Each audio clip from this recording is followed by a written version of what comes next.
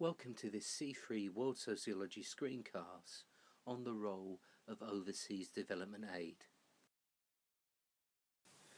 And there are three main areas that we're going to focus on. We'll have a look at the different forms that aid takes, and then we'll look at the debate about the benefits of development aid, and we'll draw upon both modernisation theory and the people-centred approaches when we're looking at the arguments in favour of development aid. And then we're going to draw upon two other perspectives, neoliberalism and dependency theory, when we consider the criticisms of development aid.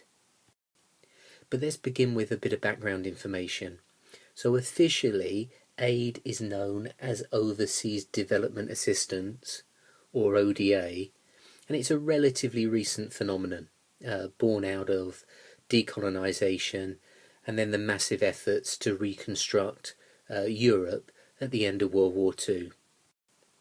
And for many people, the birth of international aid is linked to a famous speech given by the then US President, Harry Truman, who in 1949 said that for the first time in history, humanity possesses the knowledge and the skill to relieve the suffering of the half of the people living in conditions approaching misery. And after World War II, we see the creation of some really important transnational political organisations that have a key role to play in relation to multilateral aid. And that, of course, included the United Nations, but also the Bretton Woods institutions, the IMF and the World Bank. And in the same period, we also see a growth of charitable organisations also focused on providing relief and development aid. So let's briefly have a look at our first objective, which was to look at the different types of aid. And aid obviously can take many different forms, so it might be given as a gift, it might be given as a loan, it might include cash, or it might be equipment or resources. And aid is given by a range of different donors. So multilateral aid is aid that goes through an international organisation such as the United Nations or the IMF or the World Bank. Bilateral aid is when aid is given directly from one nation state to another. So for example, because of our colonial past, the United Kingdom has bilateral aid agreements with lots of different countries that used to be part of the British Empire. And of course, as we just noted, there are charitable organisations such as Oxfam, NGOs, that might also be given aid to poorer countries. And about 20% of bilateral aid is tied, and I'll talk about what that means a little bit later on. When we're talking about aid, a really important distinction is this distinction between relief aid and development aid. So relief aid is the type of short-term aid that is given to a poor country when there's a humanitarian disaster. So when there's been, a natural disaster or a famine, then relief aid, emergency aid is given. And nobody is against the idea of relief aid. The more long-term aid that's given to poorer countries to help them to develop is called development aid. And this is much more controversial. Not all sociologists are agreed about the benefits of this longer-term development aid.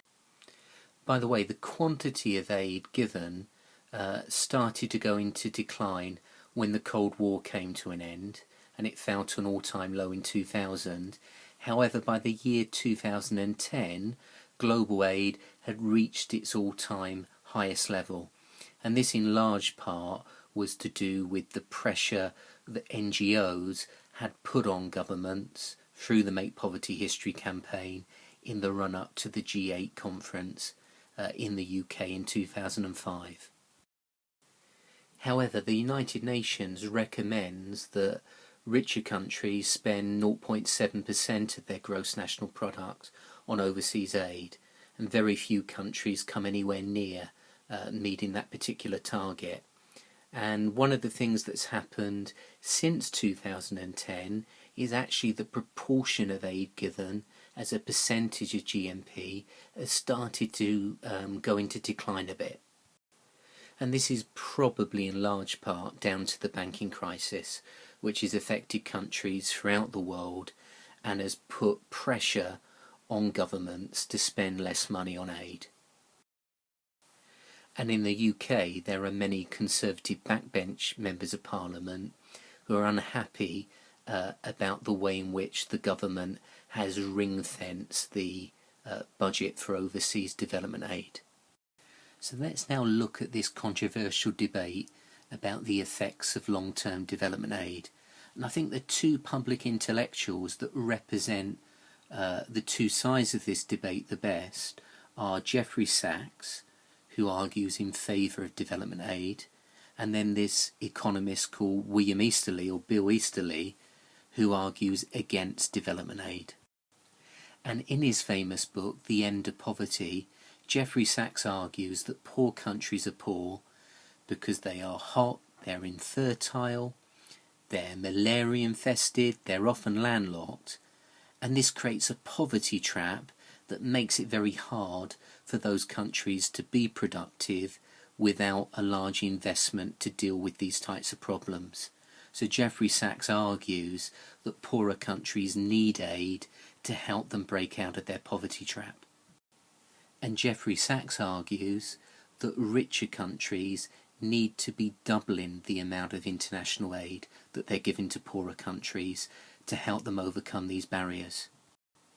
And I think this makes Jeffrey Sachs quite similar to the modernisation theorist Walt Rostow, who at an earlier period in history also argued for a doubling in the amount of aid given to poorer countries to help them break out of their cycle of poverty. And the supporters of international aid, such as Jeffrey Sachs, would argue that some of the most tangible successes have been in the field of health, where aid that has gone into vaccinations has helped to eradicate smallpox and saved millions of lives by halving the number of deaths from measles. And Jeffrey Sachs says that for the first time in documented history, the number of children dying every year has fallen below 10 million, partly as a result of smart aid targeted at things like vaccinations, improved access to clean water, and improved sanitation. Also, the people-centred approaches that we've looked at in relation to the counter-industrial theories are also positive about certain types of aid. They would advocate aid for things like intermediate technologies, which is the main focus of this NGO, Practical Action, and also microcredit initiatives. But other writers have been much more critical about the effects of development aid, particularly Bill Easterly, who I mentioned earlier, in this book, The White Man's Burden, and also Dambisa Moyo in her book, Dead Aid. And the views, I think, of both Easterly and Moyo come closest to the neoliberal perspective. And these writers are sceptical of the view that aid can help with economic development. So, for example, in the introduction to Dead Aid, Dambisa Moyo argues that over $1 trillion has been pumped into Africa over the last 60 years, and there's been very little to show for it in terms of economic growth and development.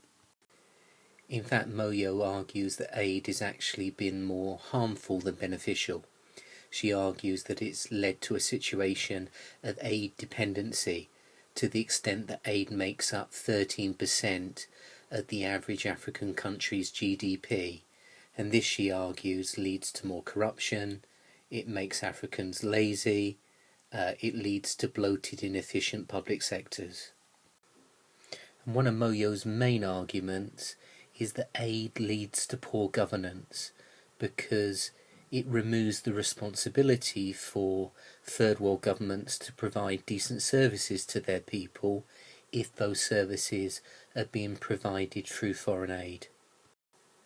And we've often used Uganda as a case study during the World Sociology course, and it's interesting to note that as of last autumn, the UK government has announced that it's cutting all aid to the Ugandan government after an investigation into corruption.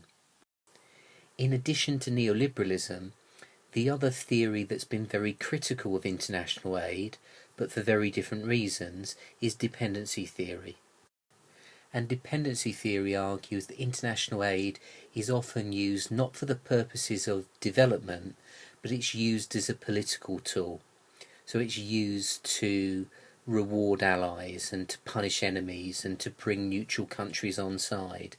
And certainly during the Cold War era, lots and lots of evidence to back this up, that both America and the Soviet Union gave lots of aid to countries in the Third World that supported those nations during the Cold War. And you might recognize this image. This is a photograph of the United Nations Security Council. And there are 5 permanent members of the UN Security Council, the United Kingdom, the USA, France, China and Russia. And then the other members of the UN Security Council rotate.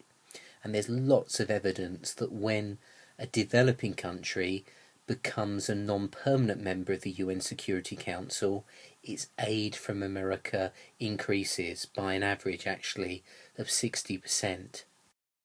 So for example, in the build-up to the Iraq War, America was using aid as a way of encouraging poorer nations to support the American British-led invasion of Iraq. So dependency theorists are arguing that aid is often used for political reasons rather than reasons of development. The other problem with a lot of bilateral international aid, according to this perspective, is that it's tied. Tied aid is foreign aid that must be spent in the country providing the aid, the donor country. So this has the potential to allow the giving country, the donor country, to maybe benefit economically more from the aid than the recipient country.